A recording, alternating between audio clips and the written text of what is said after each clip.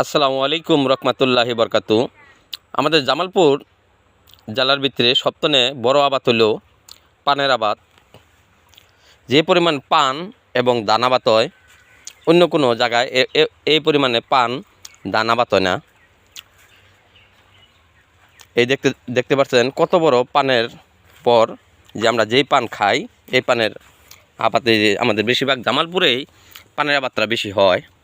এই পান গাছটা দেখছেন এইদিকে কেটে মাটিতে লাগানোর পরে এই পান গাছটা সরাসরি একবারে এই মাথা বন্ধ উঠে গায়। তারপরে এই পান গাছটা ছুটে পরে বেঁধে দেওয়া হয়।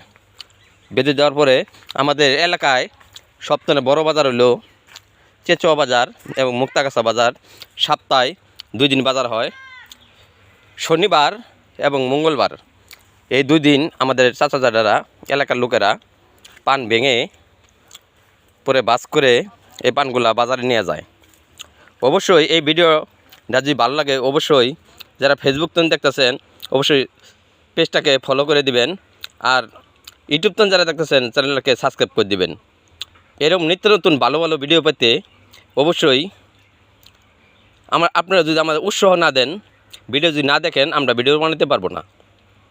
অবশ্যই আমাদের চ্যানেলটাকে ফেসবুক থেকে যারা দেখতেছেন ফলো করে দিবেন, আর ইউটিউব থেকে যারা দেখতেছেন অবশ্যই চ্যানেলটাকে সাবস্ক্রাইব করে দিবেন।